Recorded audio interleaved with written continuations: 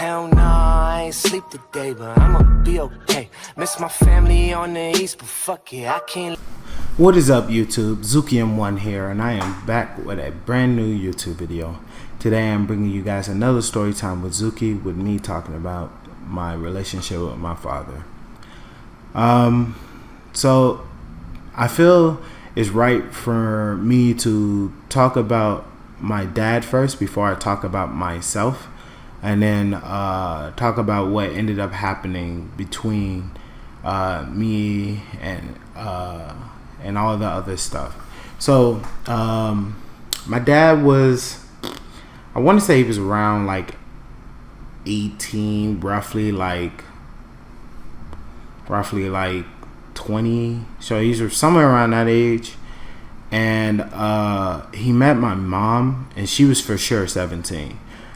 So they met at a party between some friends and stuff like that or whatever. And they had got together, and they brought me into this where, totally planned, by the way. Not really. So, so needless to say, they had a child. My father wanted to be responsible and take care of his child. So he proposed to my mother and asked her for her hand in marriage, and she denied him, saying that she was not ready for marriage. She will bring the child into the world, and she will be a mother, but she will not want to marry him at the age that she was at. Knowing that he wasn't at a state to be able to take care of me, he dropped out of high school to go into Job Corps. And then from Job Corps, he went, he finished the program. And finished the program around like 1990-ish. And right around the time I was born.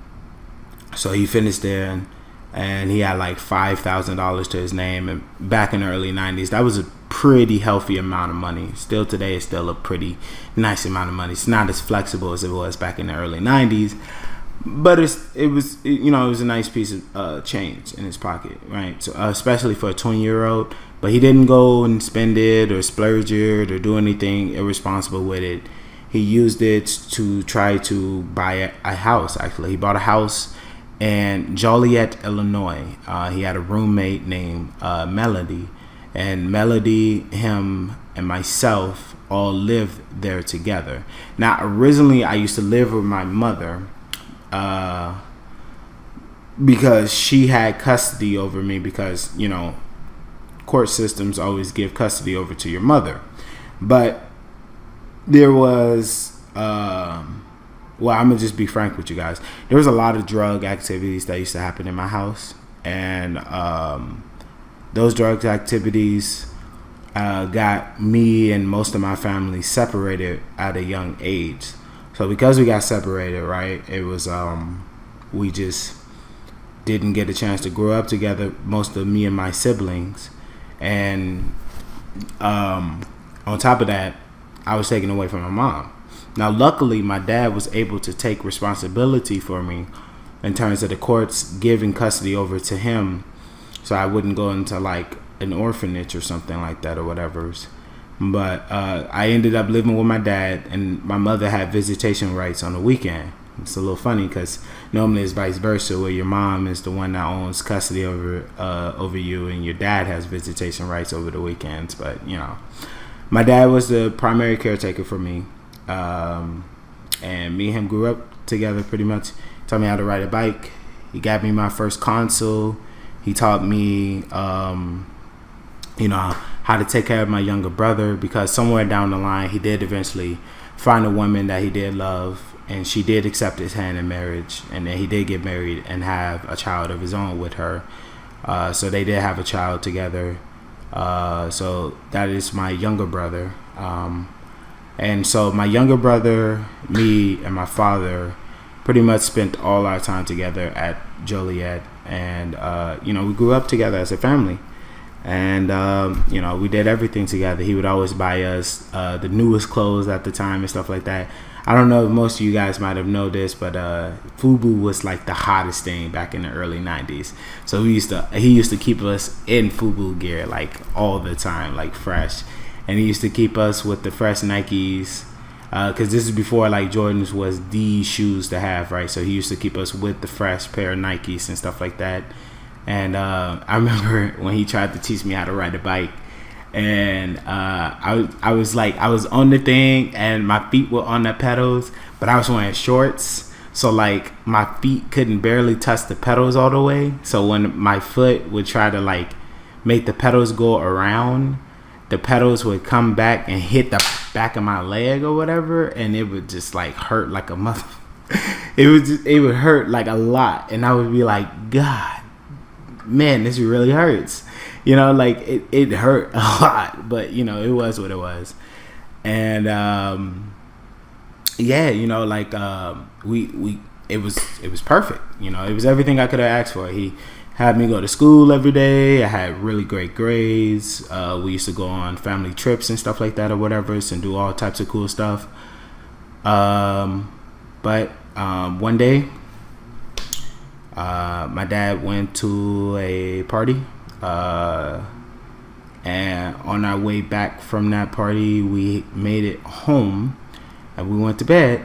But during that night, there was a leakage in the house, gas leakage, and the gas caused an explosion, and that explosion set the house to flames. Now, my father did wake up from the initial start of the fire and immediately got me out of the house.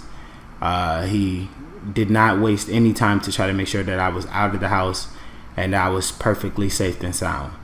Then the selfless man that he is ran back into the house to save his roommate Melody, and he didn't know exactly where she was because the place was pretty much in flames at this point. Like, there was nothing you can see. And so yeah, I was telling him, I can't tell him anything, but I was passed out at the time, and he went back in, and he got caught in the debris, and it was the debris from the building structure collapsed on top of him, and he got caught in all the debris, and when it collapsed on him, he did not make it out. It broke his ribs, and when it broke his ribs, he could not breathe, and he inhaled all the smoke and toxins in the building. And when he inhaled all the smokes and toxins in the building, it he couldn't get any clean air. His rib case was broken, and he just was not going to be able to make it. So when the fire department did make it, they were able to get him out, and they tried to resuscitate him as best as they could, but unfortunately they was not able to. But fortunately, Melody, on the other hand, she was able to come out unscathed. Very fortunately, she did not have any physical damage to her. I don't know exactly how. I think the fire department did save her from the building. I believe that's what they told me. So I believe that the fire department did manage to find her and him, and when they found him, they saw him underneath the debris, passed out, whereas she was still hidden in the house trying to avoid the flames as best as she could.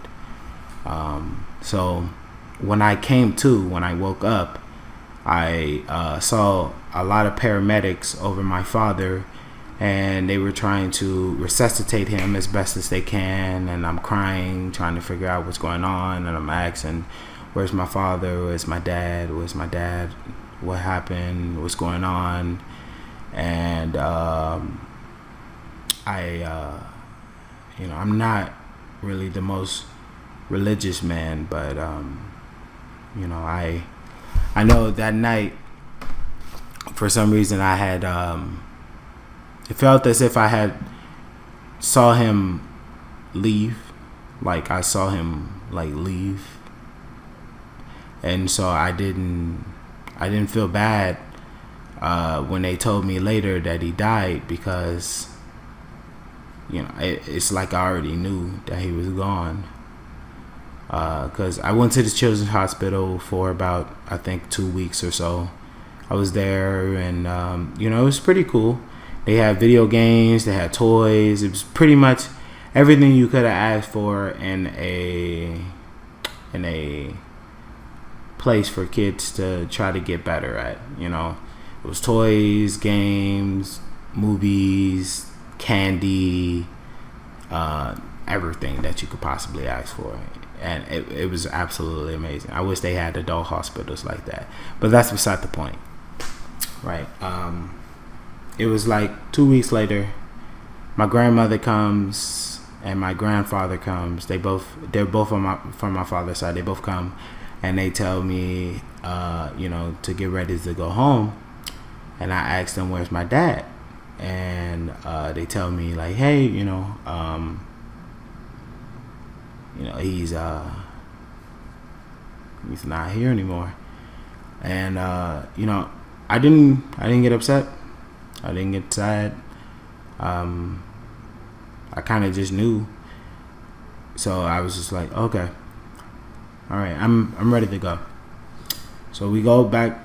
So we get in the car and we drive to my grandmother's house, and I stay with them until I was like 8. But they couldn't keep me because I was 8. So they had to. The apartment building wasn't able to keep me anymore, so they needed to have me leave the premise because we were in a retirement home. So the retirement home only allows like younger kids to stay there. So I eventually did end up moving back in with my mother, the same mother who lost original custody over me when I was younger because of her negligence and her irresponsibility and stuff like that. But that's another story for another day. Right now, just know that I had the utmost respect for my father. I loved him very dearly, and I respect everything that he ever did for me.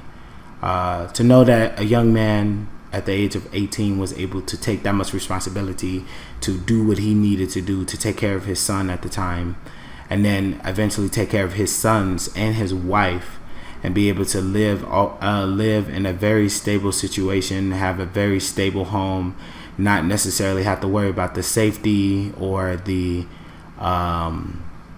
well-being of his children or anything like that, right? Like, he has done amazing as a father, in my opinion, and I respect him wholeheartedly. I hold nothing against him for going back to go save her, but I will admit, for a long time I was very upset at him because I had to grow up in a world without my father. I was very sad about that. I felt as if I lost my best friend and my role model, my hero. But I eventually came to the realization that everything that he needed to give me, he gave me, and that is my own. That's for me to carry on and to give to another next generation of young, extraordinary men. So if you guys did enjoy this video, please make sure to hit the like and subscribe button. But this has been Zukim 1, and I will catch you guys in the next one. Peace.